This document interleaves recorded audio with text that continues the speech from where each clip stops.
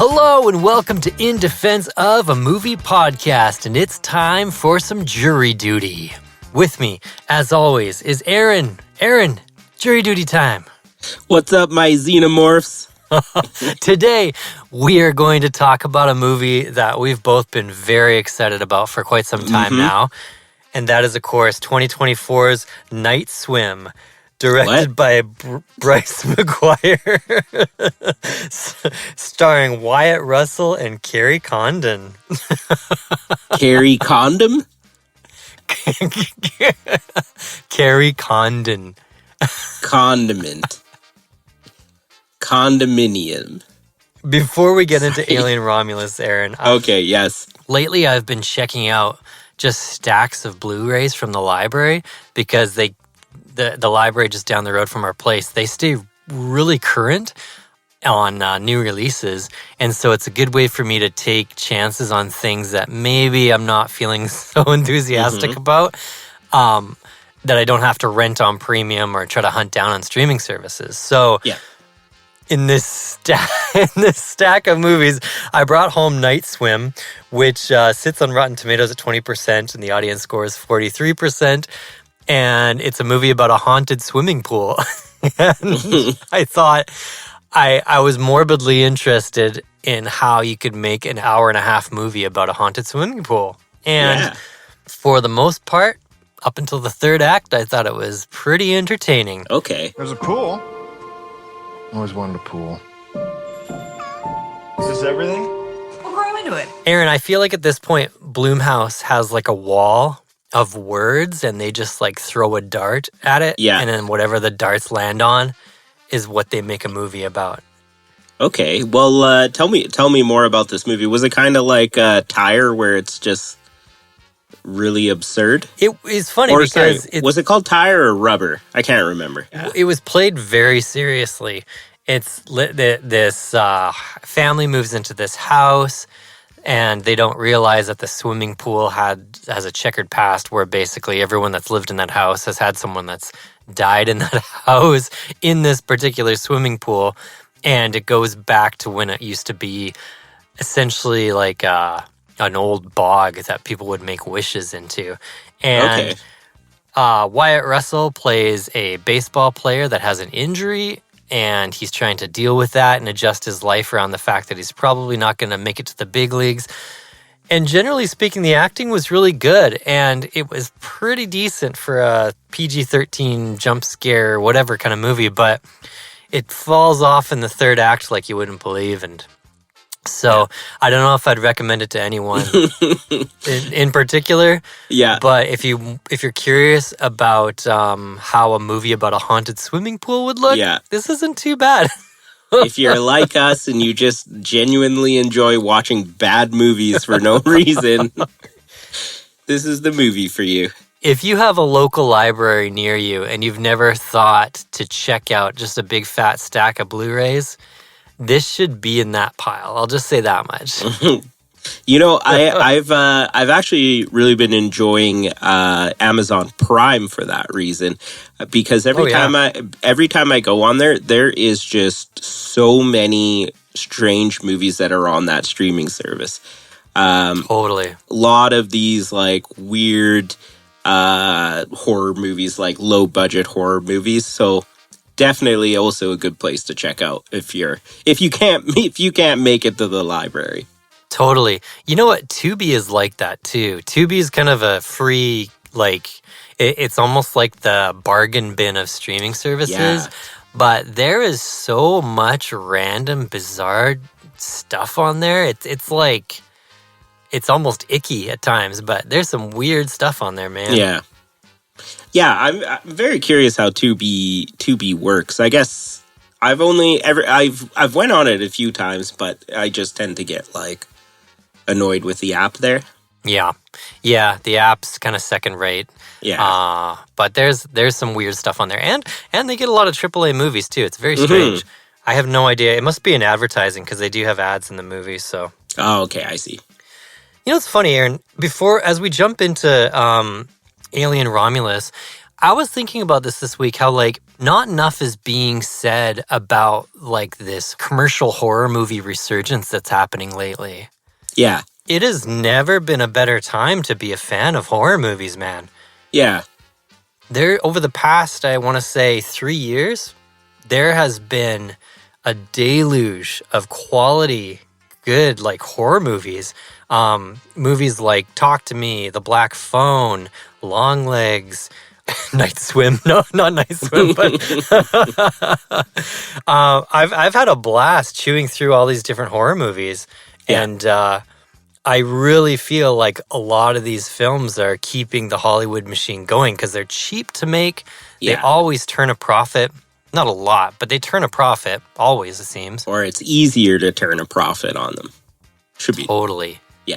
And they're entertaining. They're great. They make good date movies. They make good rainy day movies.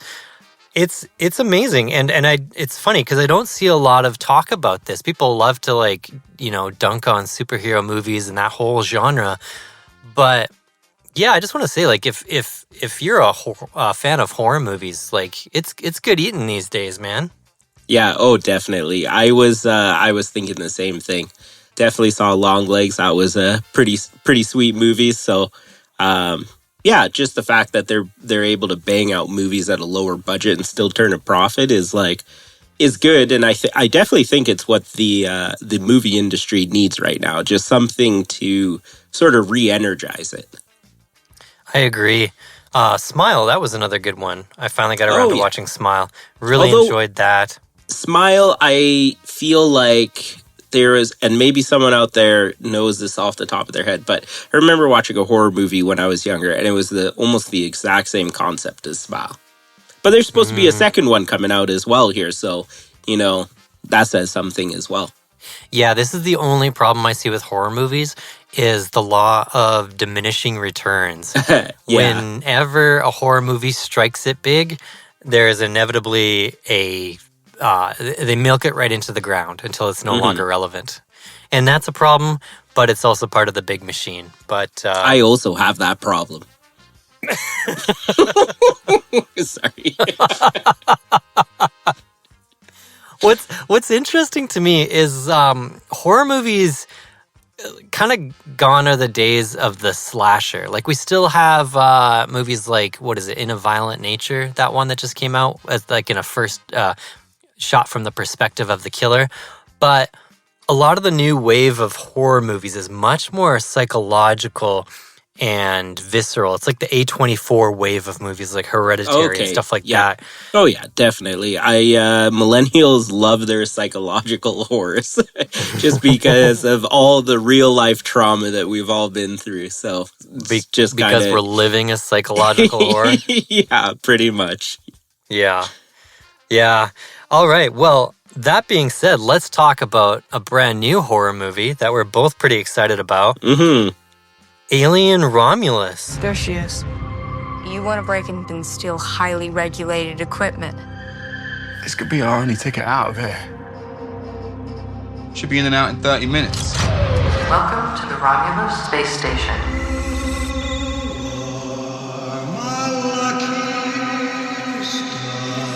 Yeah, if you haven't seen it, stop what you're doing, run out of your house right now, and go see it. Stop your grinning and drop your linen and go see Alien Romulus. It currently sits on Rotten Tomatoes. At the time of recording this, it's at 81%. The audience score is 86%. And Aaron, I didn't know this when I watched it, but Alien Romulus had the same projected budget as Madam Web. Okay. $80 million. That's it, eh? I would have thought more went into that movie. I agree. I guess opening thoughts. What did you think of it? Oh, it was a fantastic movie. I think immediately what I thought was like a true return to alien form or whatever. It was just, it had a great cast. The character, like all the acting and everything was really good. They did a great job of using, are we doing spoilers or no spoilers? Let's do preliminary thoughts and then we'll do a spoiler warning for the rest of it. Okay. So I thought it was really good. Obviously, actors were top notch in all of it. The suspense, the alien like space rapey that they feel that aliens movies like that they all have. This one definitely did a good job of that, of making you feel like uncomfortable. Yes. Obviously, it did the franchise here like a lot of justice. I mostly agree. I loved a lot about it. There were a few sticky points for me that we'll get into in spoilers, but for the most part, I thoroughly enjoyed it. I was thinking this week, it'll always be funny to me that the movie called Alien is about a creature as exotic as the xenomorph and not like the typical Hollywoodized like short gray alien with the big eyes. Like there's only going to be one movie called Alien, and it's not what you would typically think of when you think of an alien. I just always get a kick out of that. I'm like, how did that happen? And the movie that's about the little like big-headed alien is called Paul. Yeah. That's kind of funny. It's actually hilarious when you really think about it. Yeah. I loved so much about this movie. I loved David Johnson's performance as Andy. I thought he was like the heart and soul of the movie, and I loved the symbolism around his character. I thought his acting was just incredible. His journey as a character was fantastic. I thought it was an amazingly shot movie. The practical sets, the tension, the driving soundtrack, like the heartbeat style soundtrack and the ticking clock scenario. Everything just felt so kind of back to basics and stripped down in a lot of ways. But at the same time, it kind of gave me a bit of a Force Awakens vibe at the same time, a little bit. Definitely. There's a certain point where the movie kind of goes into video game territory to me. But at the same time, I didn't mind. I think two things can be true. I've seen a lot of discourse about this movie online about how it begs, steals, and borrows from all the other Alien movies, and how a lot of the scenes and a lot of the imagery is kind of yanked from other films. Yeah. And I recognize that, and I agree that that's not like great, but at the same time, I still loved the film. So I think like two things can be true at once. I think there was only two like things that were egregiously kind of ripped from the other films that stood out to me, and it didn't ruin my enjoyment of the overall film. As a fan of this franchise, we haven't really gotten a movie like this in years and years. Yeah. So I was more than happy to experience it. I feel like all the other Alien movies kind of expanded in the Aliens universe, but this movie is not really expanding anything. Well, I shouldn't say isn't really. It is maybe like very minor, but it's more centered on being a thriller. And that's what I really enjoyed about this movie. Yeah, I agree. We saw it in IMAX at the time of recording this Saturday night. The cinema wasn't packed, but it was quite full. And you could have heard a pin drop in the quiet scenes. Everyone was just edge of their seat, glued to it. Lots of gasps and jumps and people being genuinely uncomfortable. And especially for that third act, people, there was some gasping, literal gasping around us. It was incredible. Yeah, I'm pretty sure I let out a couple times. So yeah, absolutely. There's some foreshadowing to it, and then when it happens, there was literally people jumped out of their seats, and I feel like that's the highest praise you can give a movie like this. I guess, should we get into the spoiler side of things? Yeah, let's get into spoilers now. After we talk about Alien Romulus, we'll announce the next mainline episode that we're going to do. And if you just want to tune out now, we'll see you in the next episode. But otherwise, let's get into some spoilers. Are you sure you want to do this? So I guess one of the first things that I want to talk about is just the way that they used the androids, they are androids, to play with your emotions, right? And I also wanted to ask you, Dan, how you felt about seeing Rook, because obviously that was a throwback to the original Alien movie there. And what was his name on that ship? I can't remember. So that was Ian Holm who played him. That was Ash. Yeah. Old big Bilbo Baggins. Yeah. So I really didn't like it. Oh, you didn't like it? No, I didn't. So I felt a little bit deceived because in the movie that was advertised about, very specifically about not as much CGI, relying on physical sets, relying on guys in suits, relying on practical effects, to all of a sudden be hit with a CGI AI deep fake Ian Holm, it took me right out of it, and it took me a while to kind of get back into it. Especially because that actor in real life has passed away. So I just felt like that could have been anybody. There's no, I personally felt like that could have been any actor, and it kind of felt like maybe a studio note. So that's personally how I felt about it. But what did you think? I was actually a fan of it because just having watched the first Alien movie not that long ago, in preparation for this movie, obviously you see him there, you hate him, and then seeing him in this movie again, I thought I actually liked it because I thought he did a good job of, who was it, Andy? Yeah. Convincing him to go bad.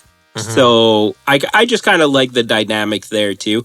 Also, I think, obviously when actors pass away, I don't necessarily think that it's a bad thing that they put people in movies after they pass away. I tend to come from the thought of people only are really dead once you forget about them. So I think it's nice that they put them in the movie. And it's just like a callback to this character. So me personally, I was a fan of it, but I can definitely see the other side of it as well. Yeah, I think Fede Alvarez publicly stated that the estate or his family was thrilled about it because he always wanted to get back into the Alien universe and the opportunity never came up. So there's that side. And of it. obviously you gotta have permission from the family and everything to use someone's likeness. And so if they had that, or assuming that they had his permission, no harm, no foul. Well, the other thing that bugged me about his character is that they use him to do two really significant exposition dumps. One when they first meet him about the original Alien and how everything kind of works. And then they use him again for a huge exposition dump that I super wasn't expecting, is when they get to the lab and suddenly you realize that we're going to connect Prometheus and those two movies to all this. And it felt very video gamey to have this kind of disembodied voice dump the exposition. It felt like it almost reminded me of BioShock for some weird reason, just having that like intercom style voice telling you the plot stuff. But at the same time, though, I was really excited that the Prometheus storyline got bridged into all this because it made everything way more cohesive. Yeah. So again, it's like two things can be true at once. I might not have liked his character, but I really liked seeing the universe finally get stitched together in a more cohesive way than Prometheus or Covenant did for me.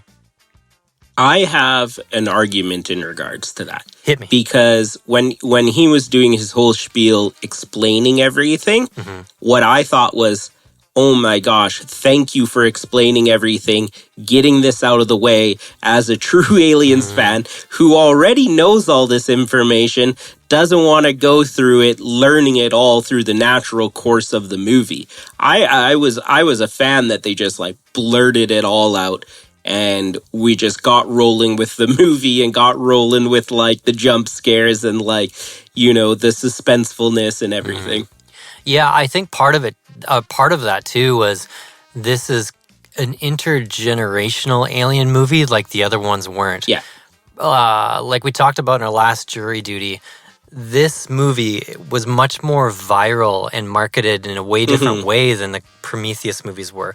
The Prometheus movies were marketed to be a little more heady, a little more philosophical and aimed at an older audience. Whereas this one, they had like people wearing face huggers in lobbies of random theaters. They were trying to do the viral campaign thing. This movie really bridges the gap in fandom. And I don't think that's appreciated enough, because the symbolism, repeating lines like the "get away from her, you bitch" thing might be a little bit like annoying to us. But at the same time, there's a different audience coming to see this film, and it's already broken even. It's already, at the time of recording this, it's already making bank because of this approach. So I don't mind the intergenerational appealing to a younger audience, younger demographic thing at all. I really don't, especially because I watch a lot of really bad horror movies. But at the same time, I kind of would have liked it if it was less on the nose about a few things. It's interesting you say that, because I had kind of two thoughts going into this movie. Number one, I don't know why I always am entertained at like what type of people show up to the theater to watch a movie. So going into Aliens, I was obviously, because it was opening night, like Thursday, one of the first shows, like a pre-release show or whatever they do on Thursdays, right? So it's like the most hardcore of the hardcore fans are out there. Yeah. And what I found interesting, it was just like a lot of 30-something-year-old people, and then there was a fair bit of your older fans, and then like a nice mix of like even younger people. So I thought that was, and then obviously being in the movie and coming out of it, I was like, okay, that movie definitely was like, I want to say like rekindling the flame in like a younger generation. I don't know.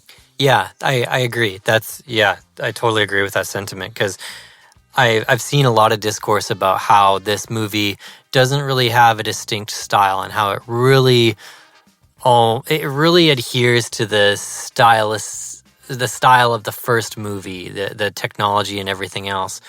But what I feel is that this movie acts as the glue between, 6 different movies?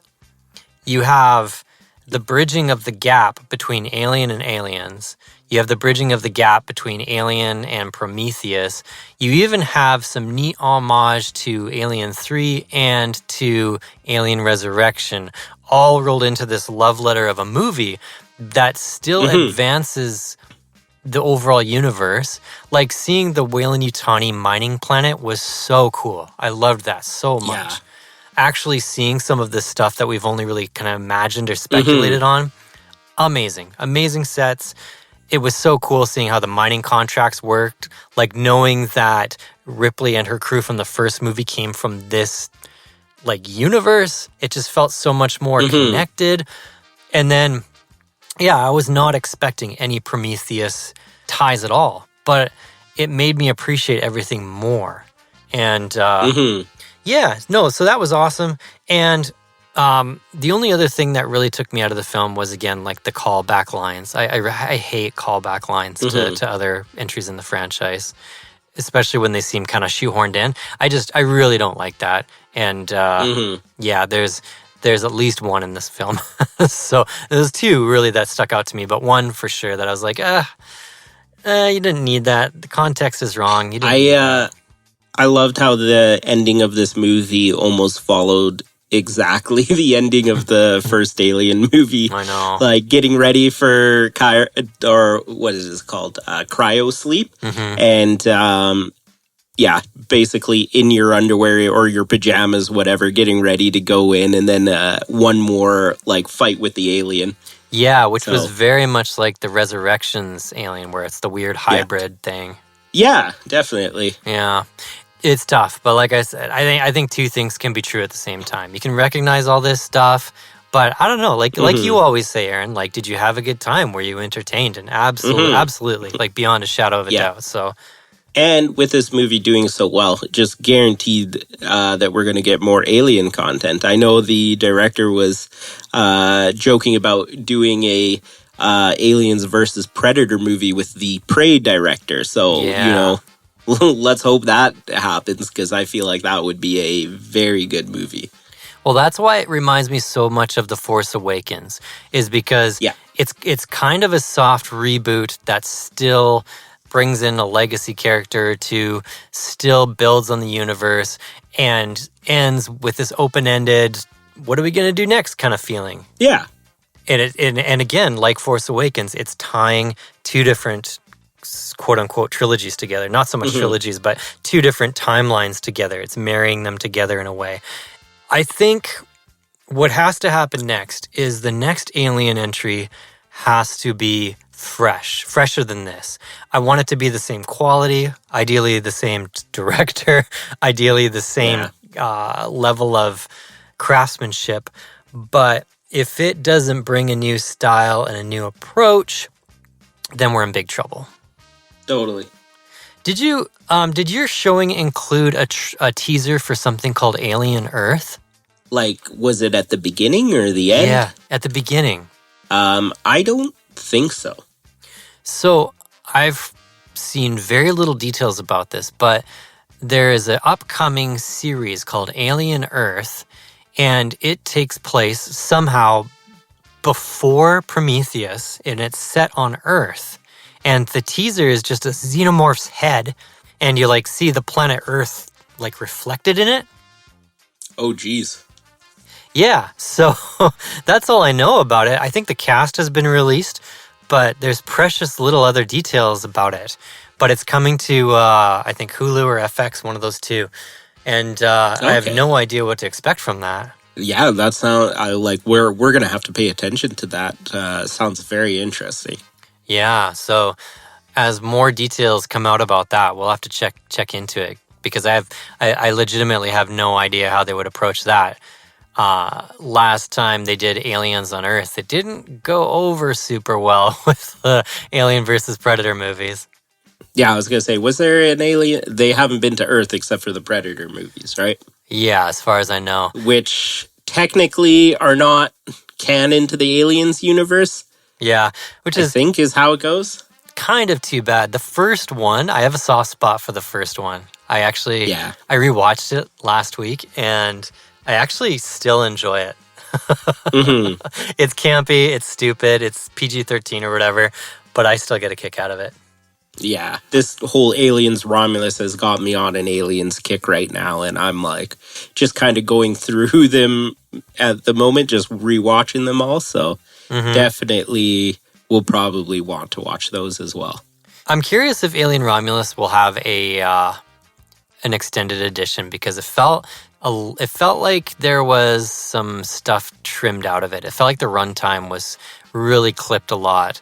And I'm really curious if there'll be a theatrical cut, much like there was to Aliens. Even Alien 3, there's a tradition, actually, of director's cuts for virtually all these films. So, oh, yeah. I'm curious because there was a lot of... I noticed watching Romulus, there was a lot of abrupt cuts that were sort of mitigating travel between one set piece and another. Like, characters would kind of just appear, in a way. And... it's not that running around in hallways is boring or whatever, but it just felt like maybe there was some connective stuff missing. And I don't know. Again, like the stuff with Rook, it felt like he was really trying to like condense as much information into like one scene as possible. So I'm curious if there'll be a director's cut. Yeah, hopefully. Fingers crossed. Yeah, man. Is there any other stuff you want to touch on before we announce our next mainline episode? No, I feel like we hit on all of it. Would you recommend Alien Romulus?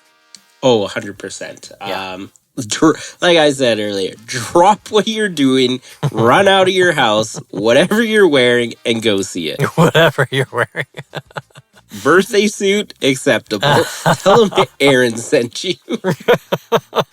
Yeah, go see it on the biggest, loudest screen possible. Yeah, definitely. Now if we could just get a true return to, like, Terminator, I know. then we'd be all set. It could happen. The anime series drops soon. Yeah. Well, Aaron, should we announce the next episode we're going to tackle? Grab a hold of the seat that you're sitting on and buckle up because we got ourselves a wild movie that we will be doing for our next episode. And that movie is...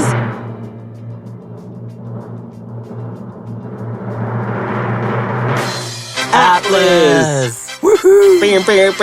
Yeah. Well, you guys, I think you'll really enjoy it. This is the second Jennifer Lopez movie we've had on the cast. And this definitely felt like a fever dream, this movie. So I've seen it once before. I will be watching it again. Dan, have you seen it? I haven't. Believe it or not. But I'm so excited because fever dream movies are the best movies. Oh, there was some things that I think you're going to be pleasantly surprised by, and some things that are going to make you want to turn your head inside your body like a turtle. Excellent. That's 2024. Atlas. Where can people find it, Aaron?